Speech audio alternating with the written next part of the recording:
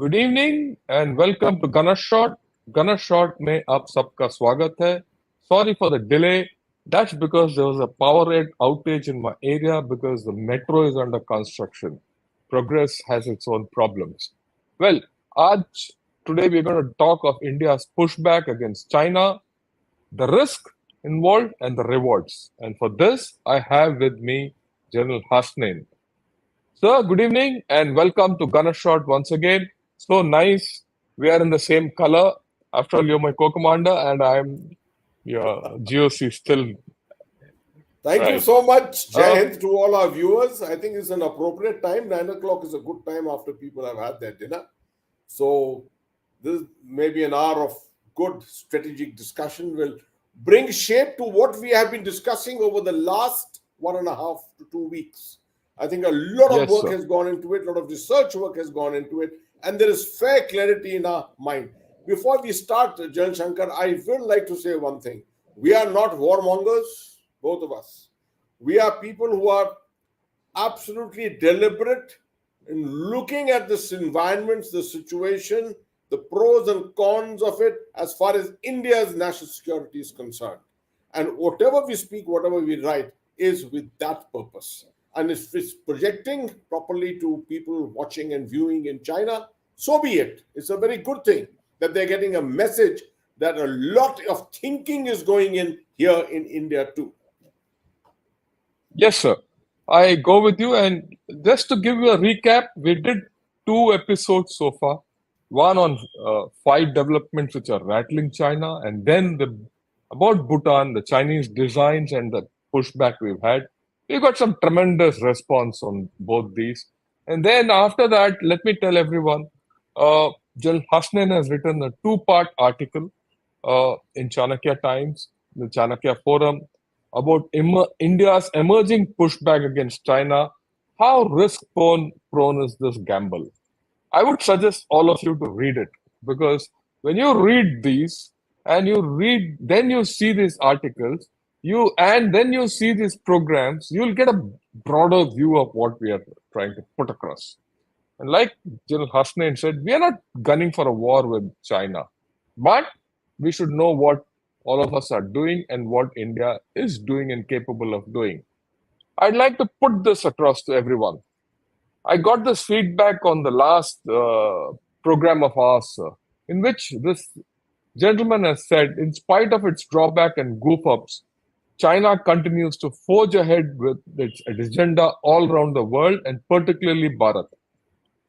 Our efforts are appreciable but fall way short of advocacy in geopolitics, economy, technology, military reach worldwide. On almost all counts, we fall way short. Tactically and strategically, we are outsmarted. Our deterrents are a fiasco. If we draw a graph, I don't think we can catch up, and a point of intersection where our graph crossed upwards vis-a-vis China is not happening. So a radical shift in approach is needed now. Uh, your, your short comment on this, sir, before we put across our issues to everyone.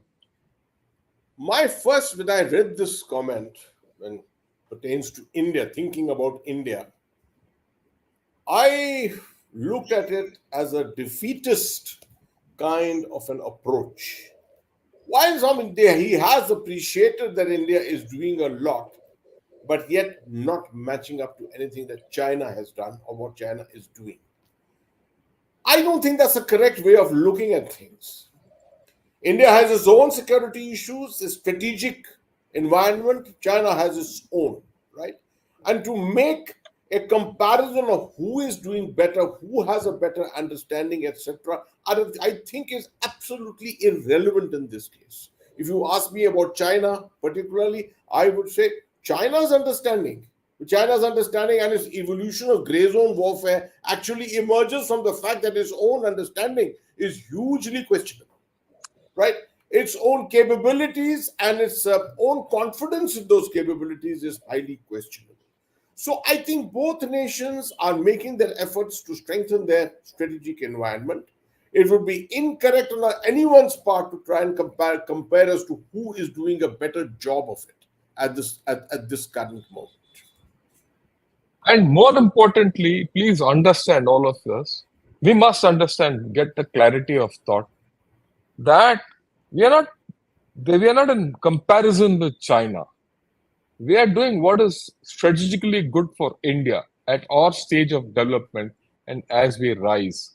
The dynamics of China, which is already a global power, is different from the dynamics of India, which is a rising power. So we have to put things in that perspective. It is in that perspective today we're going to talk about the pushback. What are the risks and the rewards, which General Hasnain has beautifully, outlined. We'll talk of it. And then the conditionalities involved to all this. It is not as if everyone has a free run in this world. We're all conditioned. So we'll talk of those conditionalities also. But first, the strategic pushback. Look at it.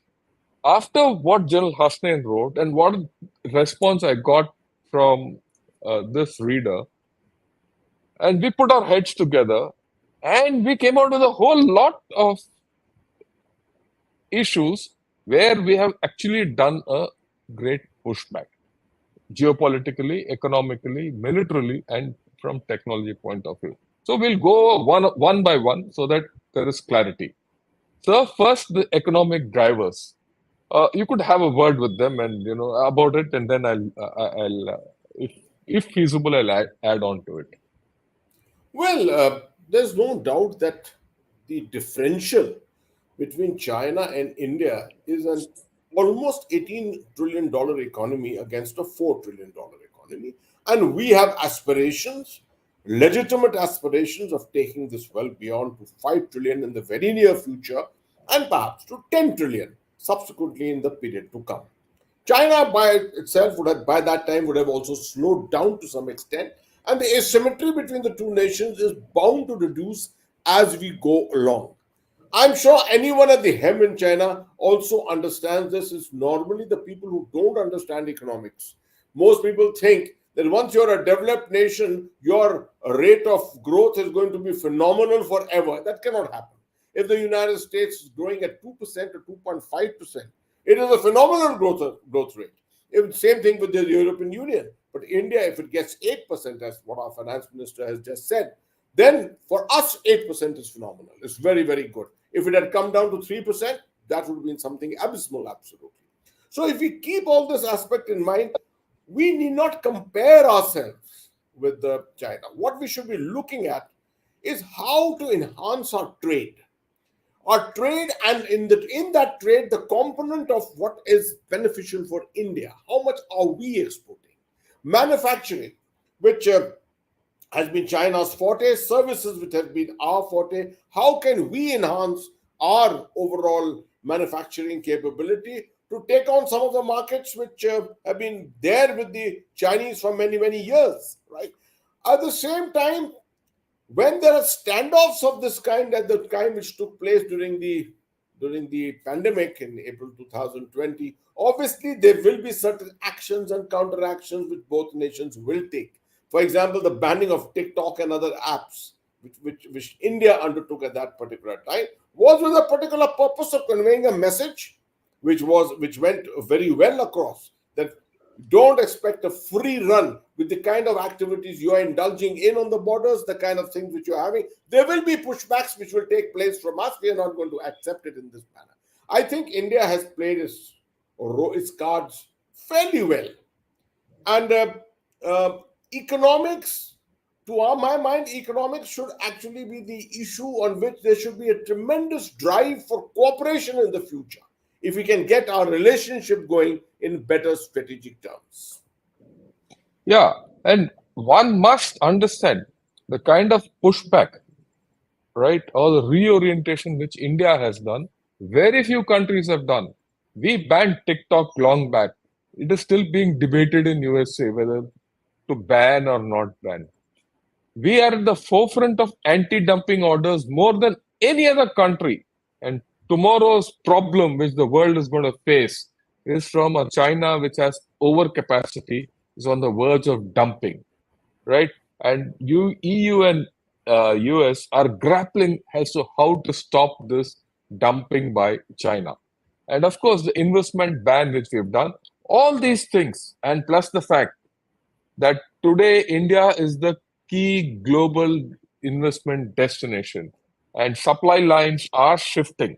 So there is obviously at this point of time a lot of pushback from India towards China, the way Chinese look at it, right? But like General Hasnain said, one has to look at the longer vision. As two powers rise, is there scope for cooperation or confrontation is something which we'll have to handle later down the line.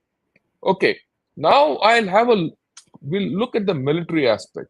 So you could go over all these and explain this because I put all the military actions which you have taken pictorially We so have that it discussed is. this. We have discussed this extensively, so I'll be very brief on this, just to touch base on most of these issues. And let's start from what is there at the center, the issue of rebalancing forces. Now, I did explain earlier that as far as China is concerned, they think that anything we do in Eastern Ladakh is changing the strategic balance there, right?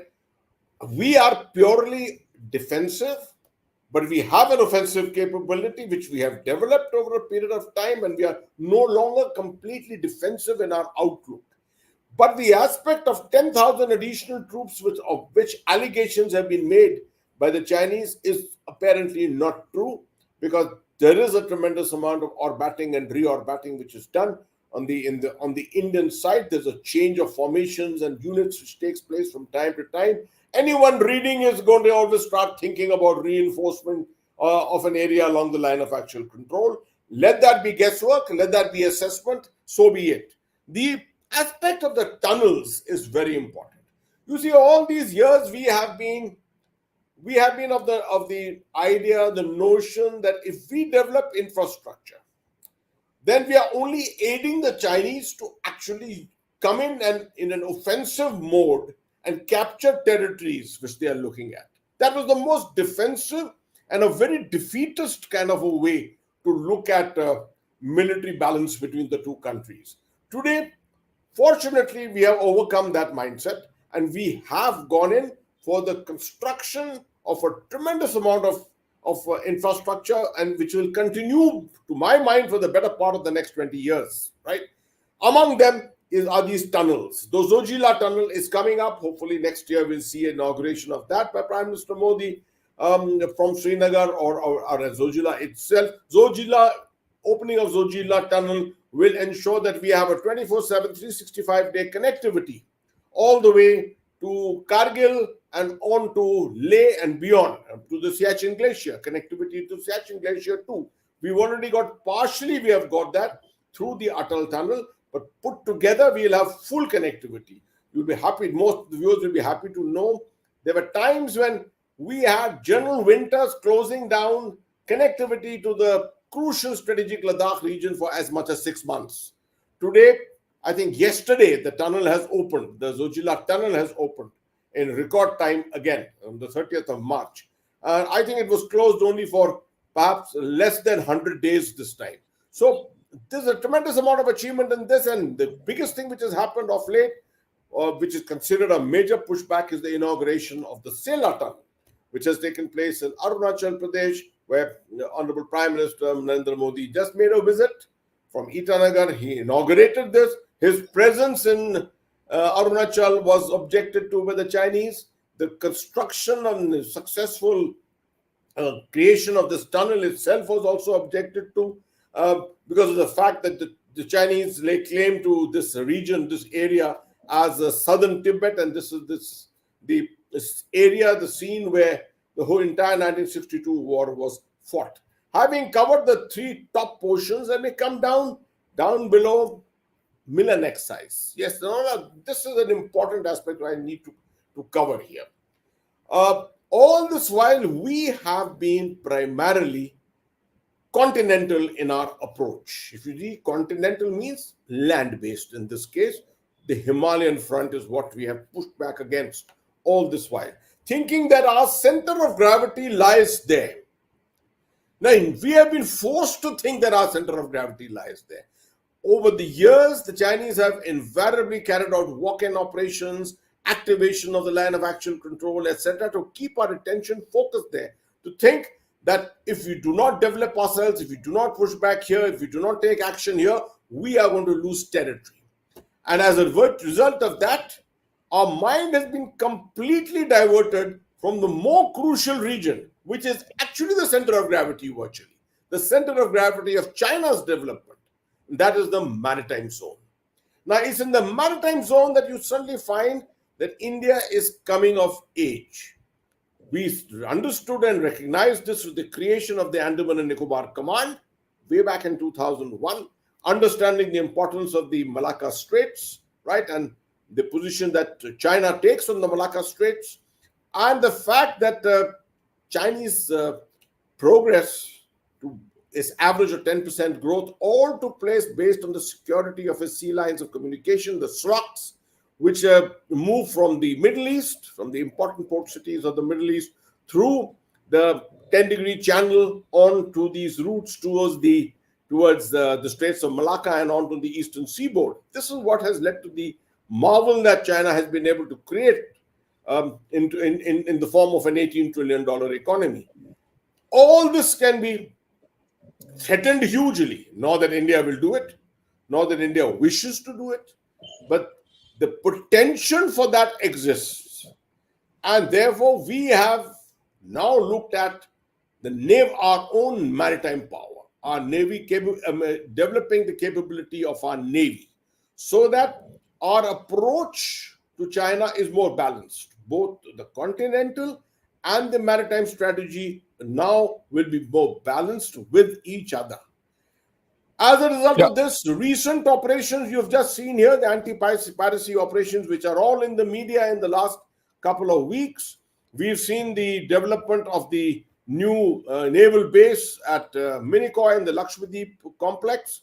We've seen the Milan exercises, the cooperation exercises with the Indian Navy had conducted with a series of other international navies. We've also seen our overall reduction of Russian arms import, which has been spoken about recently in a conclave in Bangkok. All this, when it's pushed together, you realize that if individually each of these is viewed, they really make no sense. It's only when you put it against a map here, and this is the benefit you're getting from General Shankar, putting this across as a slide on a map and putting all these developments together. And when you join the dots, you realize a completely new strategic balance which is emerging in India's security outlook. Yeah, and I'd like to just add, sir, these Milan exercises are very important because in this we carried out a two-carrier operation. And the only other country which has this capability today of carrying out a two-country operation, a two-carrier operation, is USA. Even China doesn't have it. And I didn't know about this, to be very honest. I read it in a Chinese portal. It is when I read that, then I realized, look, there's something which is important, we must convey to everyone. You need to have that strategic confidence, right?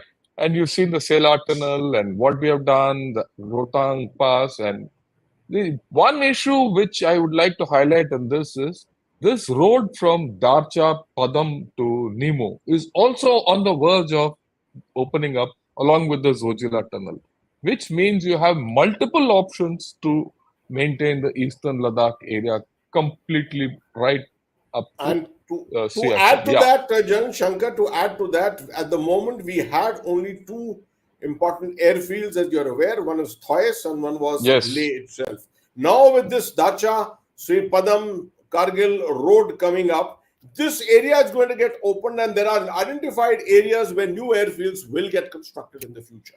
Yeah. There's no doubt about it, sir. We'll, right? Okay. And the Chinese are protesting against the tunnel, which we did talk about it. It's their headline. Right. Now, when you look at the maritime thing, just have a look. You have on the left bottom corner, you have the thing coming up at Agaliga. You are positioned at Lakshadweep and Minicoy. We are also developing this port at Dukum, which is in Oman. And then what General Hasnain said of the Andaman Nicobar Islands. With this, you have presence all over the Indian Ocean. And the maritime construct is completely changing. And this is something which is very important with, and we are getting that balance between the maritime and the continental. In fact, hereafter, I don't think we should talk of continental versus maritime. It is continental plus maritime is our outlook. Yeah. Uh, then technology. In terms of technology, I think, sir, we made some tremendous progress. I'll just outline and then I would like your comment on this. We've discussed the Agni 5 and the capability of with multiple independent re-entry vehicles. But two other things have happened which I'd like to highlight. Agnikul. What is Agnikul? Agnikul is a startup in Chennai, IIT Madras. What do? They make printable rockets. I mean, this is something new, printable rockets. And this is the Prime Minister, when he came, he was briefed about the Agnikul. And this was to launch 2 days back, about 3 days back. They couldn't launch because of a last minute glitch, but it'll launch. It's now a matter of time. What does it help us in? It gives you the capability of launching satellites on demand. It gives you the capability of making rockets as per your requirement at short notice. Because the ability to print rockets, that is through additive manufacturing, gives you tremendous flexibility. Very few countries have this. And this technology today is with us. The next one, the third one, is this fast breeder reactor, which our Prime Minister went to Kalpakam last month and he saw the loading of this reactor. What does this do? This is the second stage of the three-stage thorium energy quest India has. And India is the leader in thorium energy research. Why? Because we have more than 50% of the world's thorium on the beaches of Kerala and Orissa and a few other places. And we are within grasp of thorium energy. It might not happen in the next 5, even 10 years, but it's going to happen. Right? We've mastered the second stage, the third stage is on, and that means energy. Combine it with other sources of energy, our internal energy situation is going to change completely. So your comments on all these three and where is our technology going, taking Thank us? you. I think you've outlined the technologies very well. Let me look at the strategic outlook connected to technological development. You see, it's much like what happened with infrastructure, where we had a defensive mindset and we decided to look inside inwards only, nothing else. We did not want to look at the continental side of it as in those days with any sense of, you know, development and any sense of pushing back, etc. Now that that confidence has returned, I think after the Doklam 72-day standoff, after what happened in eastern Ladakh, where we managed to put in 2 months' time, we managed to put in 50,000 troops with all those air vehicles at the necessary areas, etc. The need for developing greater technologies has been felt even more. And on all these programs have been fast track programs. And I think the Agni 5, the MERV program particularly, is something which has really projected. We are nowhere near Chinese technology in terms of defense technology at the moment. But what China has to realize is there is a fast paced expansion which is taking place here. Indian scientists are fully capable. When they get it into them, just like has happened in the case of infrastructure, when it gets into them, we can achieve all this in double time frame, right? And achieve the necessary standards required. What we are essentially creating here is a deterrence, essentially a deterrence, a dissuasion at the moment, and ultimately leading up to a deterrence. India is not under any circumstances looking at offensive use of this weaponry in terms of first use. Everything that India is looking at the moment is essentially in terms of response, because our overall strategic outlook still says that as far as China is concerned. We are not hankering, as I said in the beginning, we are not hankering for anything in terms of initiation of a war, etc. We are only responding to what China has attempted to do, and perhaps attempted to do it out of a lack of understanding of what India's intent ultimately is. Yes, sir. That's very well brought out. And we need to understand one more issue, sir, I'd like to highlight.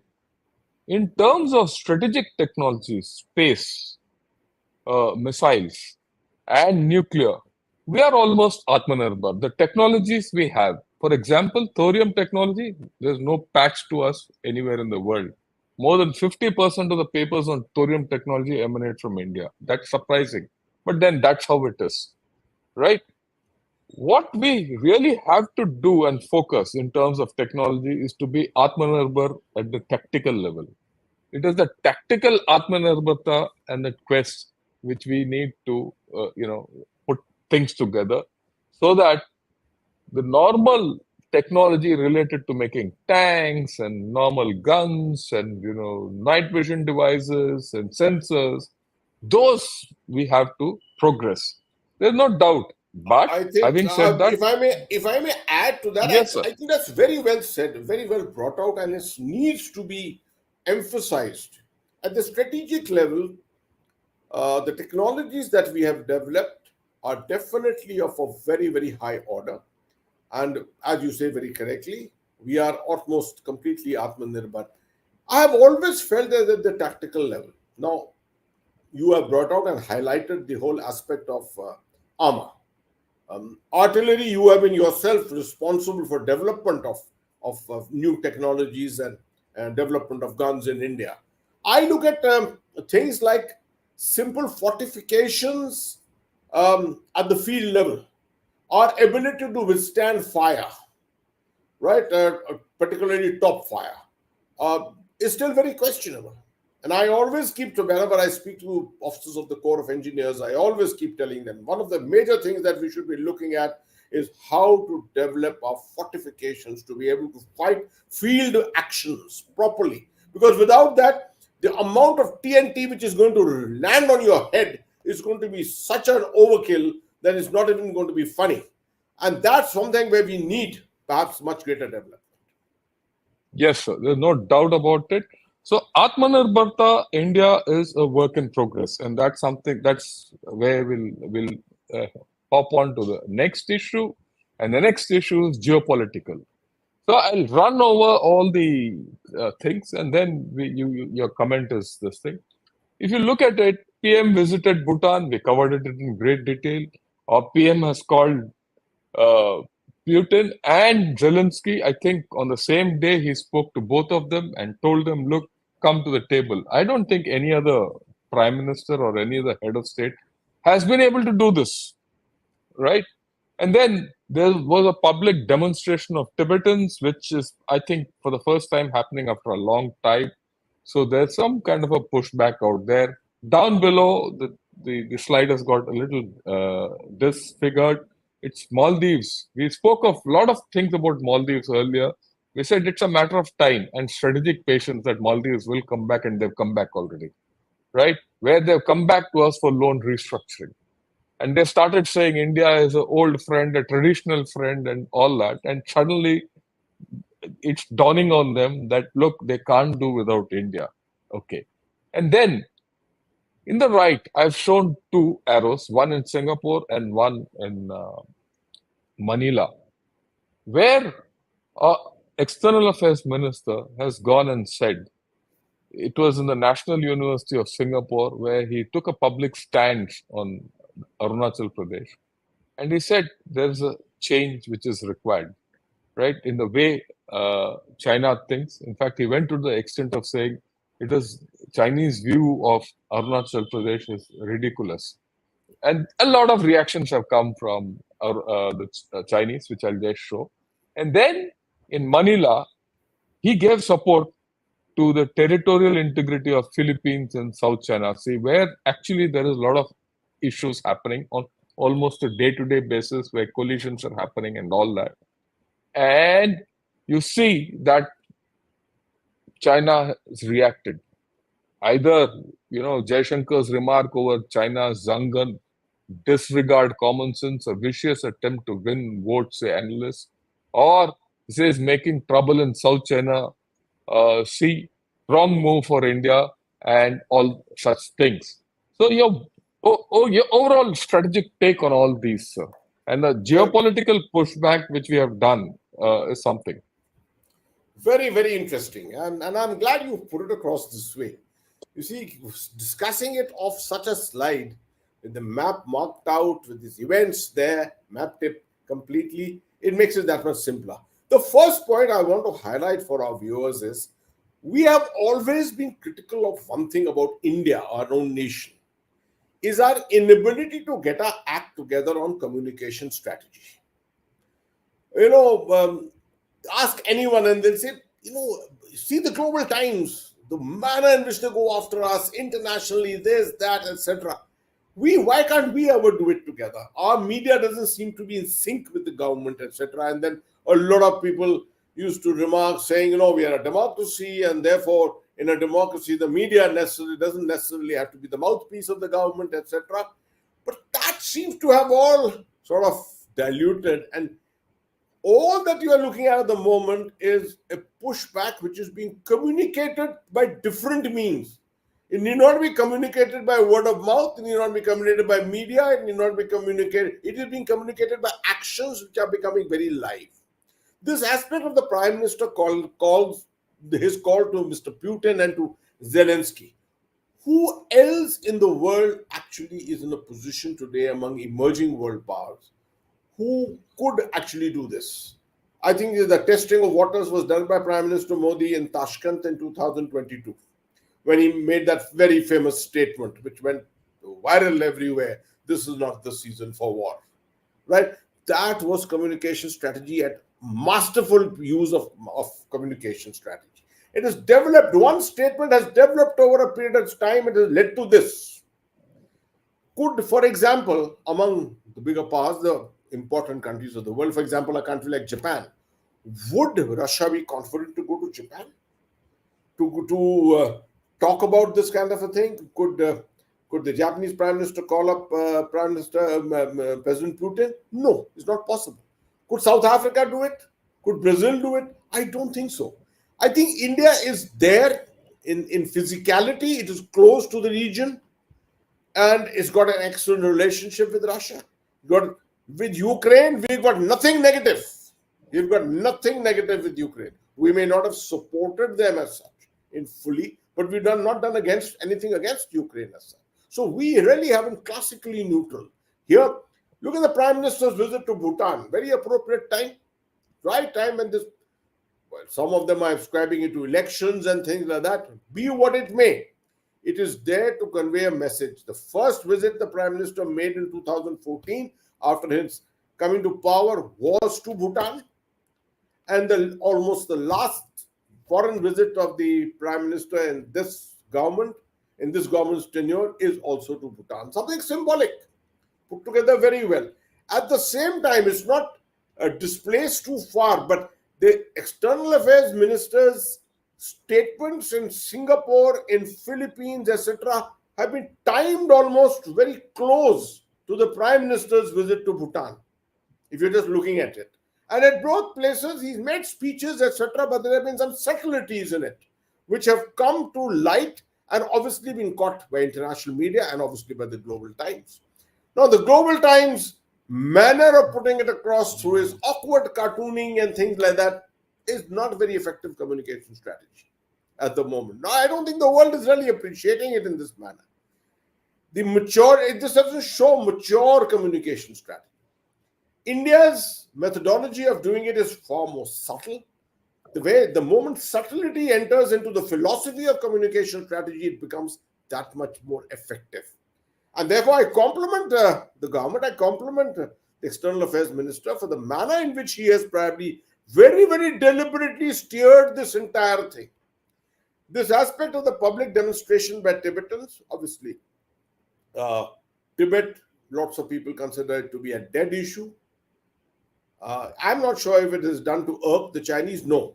India doesn't take action, doesn't look at ways of irking countries with whom it has got relationships. Tibetans still have sentiments. We are a democratic nation. A demonstration by Tibetans who live in India is very much legal and they can go ahead with it. But to come at such a time when all these events are happening adds an additional flavor to it, right? And the event of Maldives, not something which perhaps was steered deliberately, but it just happened. And all of us, most of us who are observers of geopolitics, were saying it so. We were saying, leave Maldives. Don't bother about it, right? Invariably, this country will come back to us. It has, as you just stated it yourself, it has just come back to us. So, and then, of course, the last aspect of the public stance on Arunachal Pradesh explained. It needs no explanation. It needs no explanation. The Indian standpoint is very well known. But suddenly, if the External Affairs Minister goes to Singapore, the National University, if it goes to the National University of Singapore, if it speaks at the Rajaratnam School of International Studies and places like that, where lots of scholars of the world come, where the Shangri-La dialogue is held, most appropriate place to come and speak there for it to be taken note of. So, to my mind, the pushback in conjunction with communication strategy is what India has achieved here. I think so, sir. And I think, contrary to what people think that India is not doing enough, I think India is doing a lot. And these are some which I've been able to catch. There would be many more which I've not been able to lay my hands on. In fact, I was listening to the talk by Dr. Shankar in the National University of Singapore. There are many more issues in that, but we'll take it up on a separate day because they're very critical issues and one of the best dialogues he's had there. Right. And then, of course, look at this. This is the, you know, uh, statement by the defense spokesperson. I want you to look at the second part of it. He says, due to election, Modi wants to maintain China-India tensions, but not a war. Right? He grants that. And then he says, if a border war does break out, India will suffer a big loss. That's almost a threat. But that's what China, USA wants. So I think this leads us on to the risk factor of this pushback. So I would like you to dilate on the risks which you have outlined in your articles, and we'll discuss that, sir. You see, that I was quite deliberate in my thinking when writing about the risk aspects. I strongly felt that a benign approach has been carried out by India for far too long. Secondly, this is not offensive India. This is just an India which is creating the right structures for dissuasion more than even deterrence, I would say. Right? All these years, we were only hopeful that we could dissuade China, right? But we just did not have the means. Now we have been able to get our act together, particularly through this Atmanirbharta route, also through a review in our overall strategic thinking, the aspect of placing troops, even converting the LAC into LOC, etc. All this has come with the clarity in mind that this is not, the Chinese may not want to actually, the winnability of war in all these areas for the Chinese is highly suspect, right? Particularly the fact that anyone observing this would have seen the conventional war which has taken place between Russia and Ukraine. The differential was high even there. What has taken place between, in this case, Israel and Hamas in Gaza, almost a conventional war. Large number of terrorists, militant fighters, or whatever you want to call them. It has not led to any kind of a military victory. Military victories with modern technology developing today is becoming increasingly more difficult to achieve. And therefore, it's a huge risk that the side which is trying to be on the greater offensive, is a huge risk that it would incur. I think India has made effective use of this window which is available, and enhanced our overall capability, demonstrated our intent, and more importantly than anything, created a balance in our outlook of the continental versus the maritime.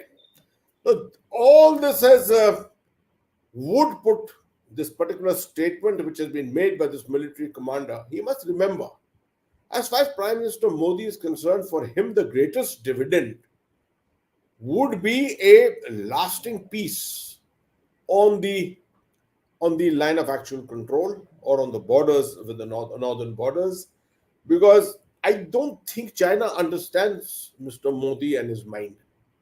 Mr. Modi is very clear that he wants to take India to the next level of development. And in that, this is a sideshow. This aspect to make sure that we maintain our capability to defend ourselves, send home a message of dissuasion, but of, after developing that capability, all that we are essentially looking for is 2047 India being a developed state. I think that he has made clear any number of times. So someone who doesn't read enough, who does not look into the mind of our Prime Minister, perhaps goes away with this idea that he is warmongering, that he is going to Arunachal Pradesh to send home an offensive message across, daring the other side, etc. No, I don't think anything of that is true. All that he's doing is essentially sending a message to say we are capable of defending ourselves. We will continue developing that capability. But at the end of the day, our intention is an Atmanirbhar Bharat. And ultimately, 2047, we looked at a developed India. That's the whole intent behind it. Yeah. Yeah, Viksit Bharat is the Yeah, goal. Viksit Bharat. And I'd like to put across one more issue, sir, is that the Himalayas gives you the advantage of being better off if you adopt a strategic defensive role rather than going into an offensive across. After Offensive. all, Absolutely. the mountains are a defender's paradise and an attacker's nightmare, as we've all learned right from All our learned that. young Yes, days. absolutely. Yeah. Okay. Now, so what are the rewards factor, the rewards part of this whole story? Where do they come in? Because we've done all this pushback, the risks, as you rightly said, are marginalized. Militarily, we are very well poised to defend ourselves. There's no question of a big loss, right? In fact, I don't think there'll be any loss which will take place also.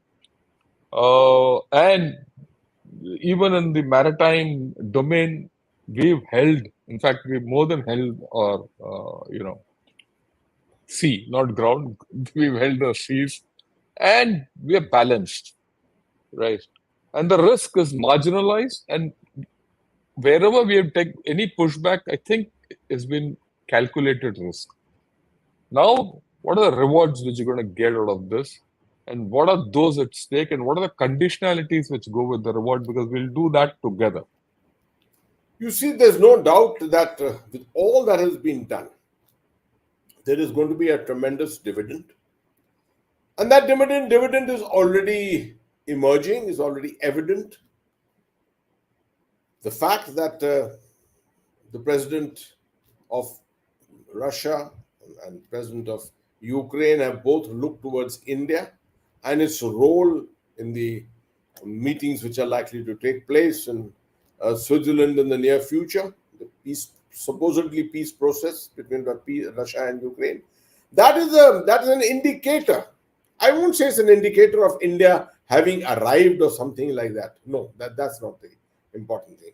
It's an understanding, a psychological boost to India's strategic confidence and strategic capability, a recognition and an understanding internationally. Out of the BRICS countries, of course, China is one of them. If you look at it, India is the one which has emerged from this entire process of the last couple of years as a nation which is being looked upon as with much more greater dependability and things like that. So obviously this image is making a huge difference. when it comes to strategic outlook of different nations, etc. Of course, it is inviting, which in terms of risk, it is still inviting one aspect.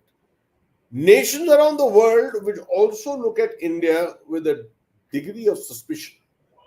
Particularly if you develop a military capability, a scientific and technological capability, nations will tend to look at you with a degree of suspicion. So be it. Those technologies are not offensive technologies, as we all know it. These are essentially defensive for use in defensively as such. But the spin-off of those technologies is going to help us in a great measure. So I think the fact that a couple of psychologically the boost to India's image has taken it a couple of notches higher, where now we are considered as partners capable of sitting on the high table. I think G20 itself was a major push. It gave India a very, very major push, and we look forward to all such opportunities which will come by in the future. Uh, so things like exercise Milan, which just happened, right? The ability to conduct an exercise of that nature successfully, the annual Malabar exercise to conduct that successfully. All this is a reinforcing thing to the psychological boost that India's image is receiving. And therefore, those early suspicions about Quad, for example, uh, whether India is a compatible partner, lots of nations were having doubts whether India is really a compatible partner or not, and things like that. I think much of that will tend to get allayed now. All those suspicions will probably tend to get allayed as they realize what India's demonstrated capability is.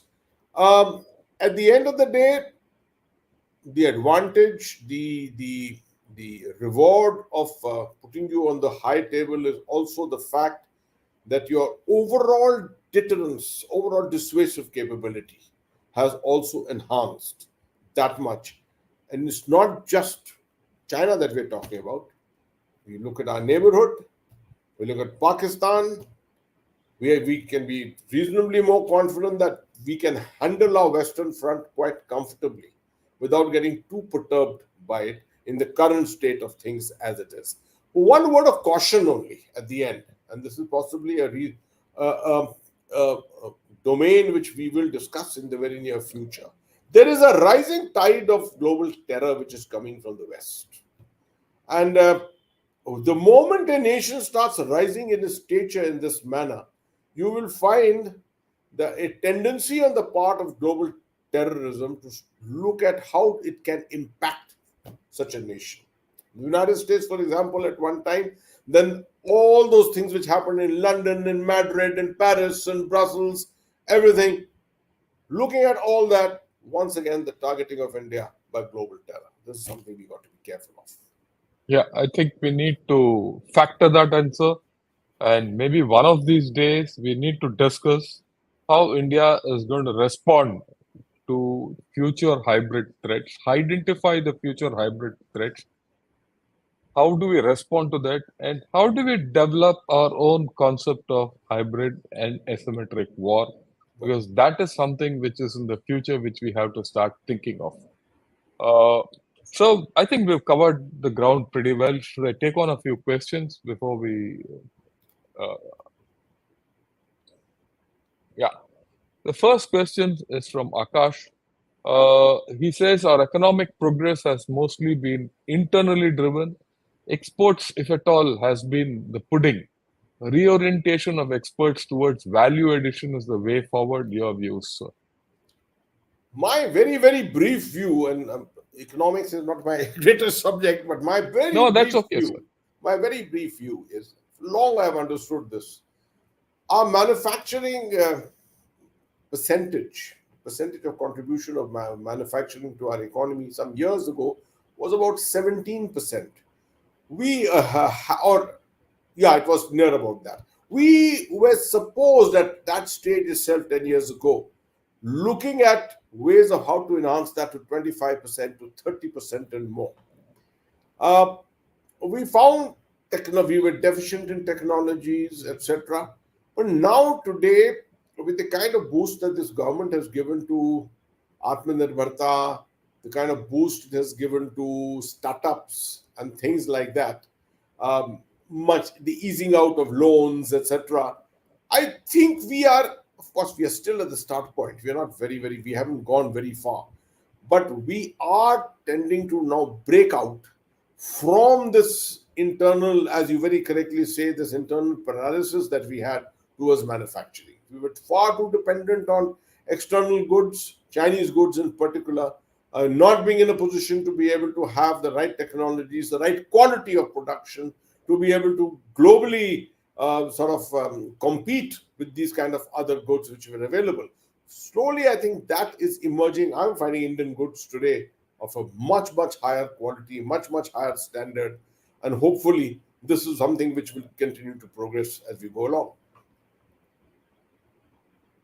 So this is from Germany. He says it sounds alarming and ominous. Are we in trouble, respected generals?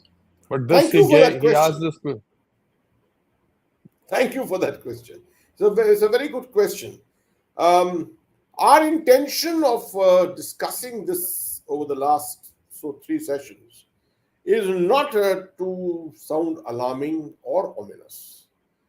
It is to actually give greater confidence to our own countrymen and give a lot of confidence to international observers like you, sir, uh, to tell you that India is on the path of self defense uh, through our own means, what we call self reliance. We have adversaries. We don't necessarily count them as permanent adversaries. They are all potential friends with whom we have had cooperation in the past. We have adversaries with whom we have 130, 140 billions dollars worth of trade that we involve ourselves in. So all that we're doing is we are only giving confidence to people to say that we are doing our bit to ensure that we can defend ourselves if required. Our intention is only to take our nation to improve the lot of our people. What happened in your country, what's happened in Europe, in the European Union, what's happened in America, what's happened in China, right? The lifting of 750 million people out of poverty through an average 10% growth over the last 30 years almost. So all this is something which is visiting India a little late, but it's coming. And we want to ensure that we are confident of being able to defend ourselves militarily should any threats ever arise. Our stating all this does not necessarily mean that a threat is there on our doorstep. No, that's not so. Stating all this, if I may add, sir, means that the threat is going to be pushed away from our doorstep. That's, I Exactly. think, what we have. Yeah. Uh, he says India has learned to develop our side of LAC and China should appreciate and use it for economic cooperation. Will it be naive to expect it? I think that's a very good question again. And get reminded about Nathula, where we opened up trade, very limited amount of trade on the land routes. But there is tremendous scope. And with improving Indian infrastructure, the quality of roads, which is going up, which are being developed in these areas, all of them, the potential for regional cooperation and regional, what I mean is sub-regions within the Himalayan belt. It can be in Arunachal, it can be in Ladakh, it can be in Uttarakhand, or it can be in Sikkim, anywhere. You can find this kind of a thing can happen. Development can have local economies getting in touch with each other, carrying out certain amount of trade. But all this is dependent upon the strategic environment which is created. If the strategic environment is vitiated, then obviously nothing is going to be taken forward at all. But even if we manage to just stabilize it, I think there's tremendous scope. It's in the stages of stabilization that we commenced the Sikkim trade at one time. Today, Nathula, which used to be a point at which both the armies were at eyeball to eyeball, staring each other with cold stares. At least today, that is almost a tourist spot. You find lots and lots of tourists, Indian tourists, who go up there to have a look at how the army lives in high altitude areas and things like that. and has a look across on the other side into Tibet. Yeah. Uh, General Sirs, what is this investment ban that Bharat has imposed vis-a-vis China? What is the scale and magnitude of this ban, and is this working successfully? Uh, can I take this on, sir? Yeah, I think you take this on. Look, This is your yeah, forte. no, no, no, not an issue, sir. Because I've done a bit of research on this, that's why I just think. Look, we did this, when COVID was there, where we passed this law that any investment by a country which has borders with India will be put to scrutiny. And so that, there's no unfair advantage and all that. And that is in place. It is not against one particular country, against China or anything. It applies to every other country. And that has come of age. Where I picked this up, I must tell you this. I was reading an article in the Foreign Affairs, and there they were talking of how in future, or not very great future, the very near future, the major problem which the world is going to face is from dumping by China.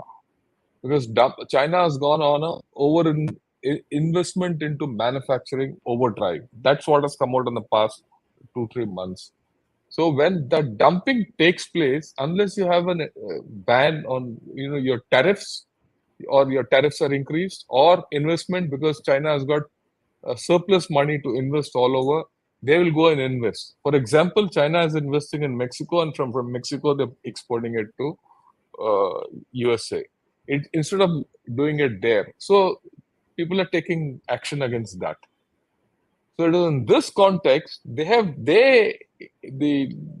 particular article says India is at the forefront of this. What India has done is a model for everyone else to look at it and to protect themselves. Okay, and we are well positioned for it. For example, BYD, they're the electric car manufacturer, right? They put in applications for manufacturing in India, and we've not allowed them to expand, because if they expand and they come with numbers, our own manufacturing will go for a toss completely. So we've allowed them only to a limited degree, and we've not allowed any new investments coming in. So our ban, whichever way you look at it, has been very effective, and in fact is the model for others to follow. Right. Sir, I don't have too many questions which I'm going to take, but there's one comment which says, uh, okay, let me take this. Sir. When one country makes a claim to geography controlled or owned by another country, is this a bilateral thing to sort out, or is there a global process through UN or another institution? Well, it can. Yes, that's a good question. It's a good question. The UN, of course, is an institution, international institution set up for the purpose of international cooperation and for resolving problems, disputes, etc. But I think the UN philosophy still states essentially that the first methodology which should be used in terms of resolving problems is bilateralism, right? I think India followed this with the Shimla Agreement, for example. We signed the Shimla Agreement and we displayed that spirit at that particular time, that we don't need a third party intervention. We are, I mean, both our nations are good enough to be able to come. Of course, this never happened. In the case of India and Pakistan, it's not happened. For a very brief period, there was a degree of bilateralism, and Pakistan went back to its philosophy of having a third party intervention as far as the territory of Jammu and Kashmir is concerned. So, the first thing is, of course, it depends entirely on bilateralism. If that is not possible, then a UN sponsored third party intervention, or it could even, you can even take it to the International Court of Justice, like it happened in the case of South China Sea. But then you got to be pragmatic enough to accept the decision and judgment of the International Court of Justice. So the long and short of it is there is no perfect system. The United Nations is a system set up with great hope and a great sense of idealism. But that idealism doesn't always work. If idealism was working, well, that would be the ideal, would be the best thing. In any way, place where there is a dispute, the UN should just step in. The countries should just place themselves at the disposal of the UN to act as the arbitrator, and a solution would be ready. But nations don't believe in that kind of thing. Yeah. This is a comment from Brazil. I don't understand it. I don't know whether you could make out, but he Spanish, says someone should use be able to tell us in Spanish or Spanish. in Portuguese if someone Patria, is. familia, boa, tarde, amigos. Amigos is French. So anyway, whatever it is, Rafael dos Santos, thanks a lot for watching this channel all the way from Brazil. That's the last thing. And there's one chap, Amitesh. He wants me to take this question. Is Russia is fighting a war as well as doing exercise with China and Iran? Do we have that capability of doing both at a time if we aspire to become a global power? Should you want me to first address this? Yeah, please, sir. Let me have. Yes, I yes, think yes, sir. it's a good question. In a way, it's a very pragmatic, sensible question. Why I'm saying this is look at Russia. You may say yes, you're doing an exercise with China and Iran. Exercises of this kind are notional, right? When India signs a contract or it signs an agreement and memorandum of understanding with a country on military cooperation, many times there is an element of exercise in that. With the United States, when we started with platoon level. For sparing platoon resources of platoons to go and exercise with other countries is never a problem. You may be in the World War, for all you know, right?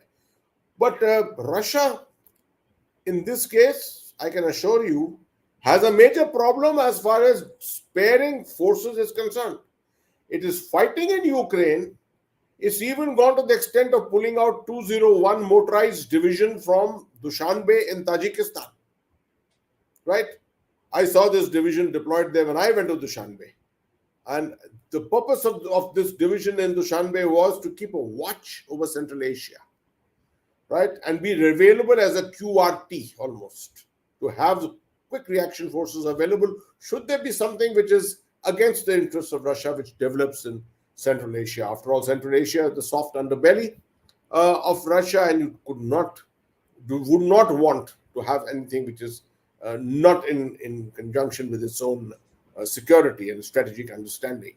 The fact that a very large Muslim population exists here, 72 million, I think, is the strength, which is here, who are susceptible, who are being targeted by international radicals, etc., terrorist organizations, etc. And you've seen what's happened in Moscow just now. The Moscow attack was probably done by people who were transient labor coming in from Central Asia into Moscow from time to time, right? So, given all this, it has affected Russia's security. So forget about Iran and China as just a cooperative exercise. When a nation is at all-out war, it is difficult to actually look at other sectors.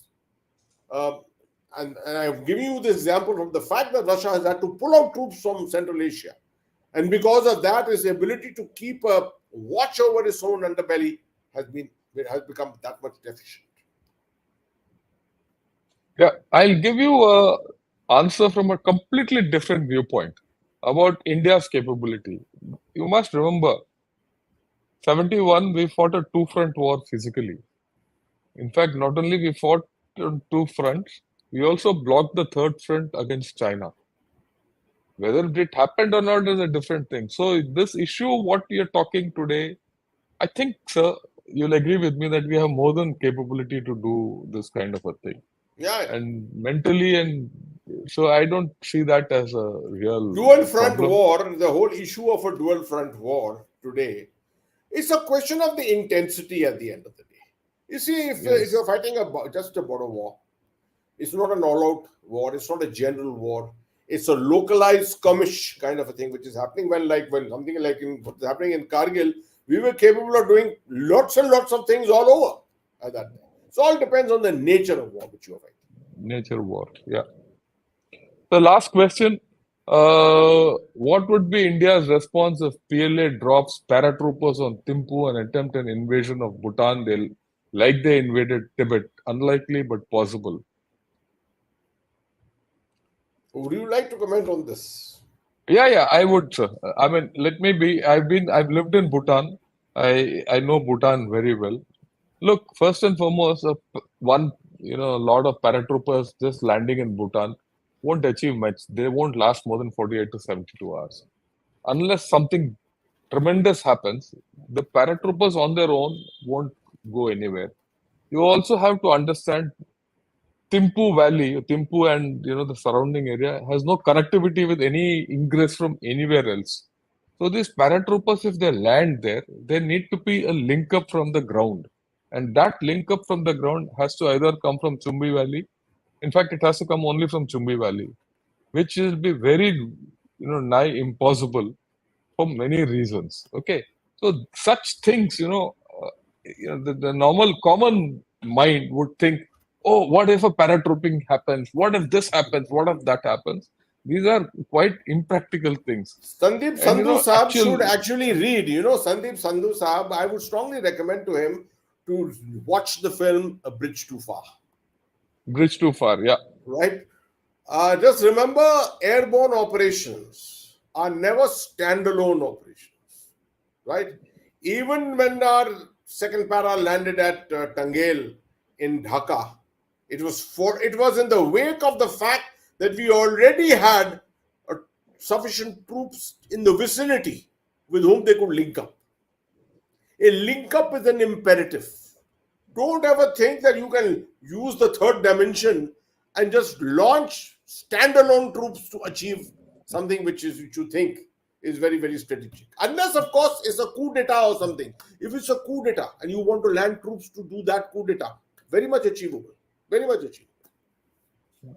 Yeah, and you must also remember when such actions take place, out of the blue, you land paratroopers into wilderness or in the middle of anywhere. If it fails, it could be a national disaster, right? So these things are, not easy operations. So I think we've covered a whole lot of questions. Fantastic discussion today. And your final closing comments, and then we'll say Jai Hind, sir. My closing comments will be more from the nature of the fact that this series has been appreciated very greatly by those who have viewed it. First of all, thanks very much. I think you have to thank John Shankar for putting together a very, very well, conceived discussion as such. These kind of discussions you don't normally find on YouTube easily, right? The manner in which he made his slides, which is made it so much simpler to understand and explain. I always, whenever I give talks on strategic talks here and there in different institutions around the country, I speak very often to corporate organizations, etc., and explain to enhance their overall understanding of strategic affairs. I always tell them one thing: the advantage of having military people speak to you is the fact that they will always resort to maps. And without maps, understanding of this kind of a domain is well nigh impossible. You can imagine it in your mind, but unless you've been there, with maps, everything can be understood clearly. So most of us, Jan Shankar and myself, many of us are all capable of standing in front of our maps and talking to our maps for many hours. Actually, maps talk back to you wonderfully. So this is something which I need to tell all of those people who are interested in strategic affairs.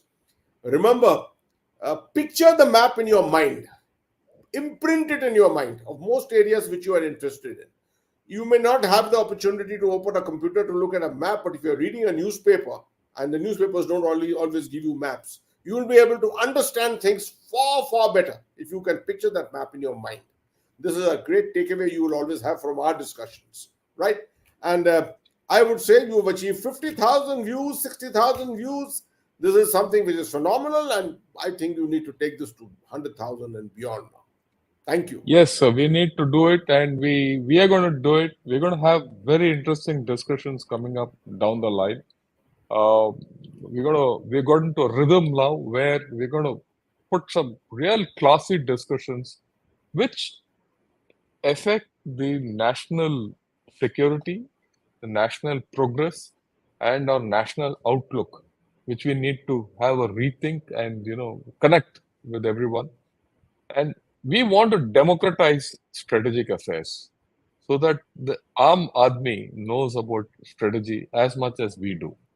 And that is when our nation also starts, growing and The becoming the spread of power it your is. strategic culture which Culture was spread through India.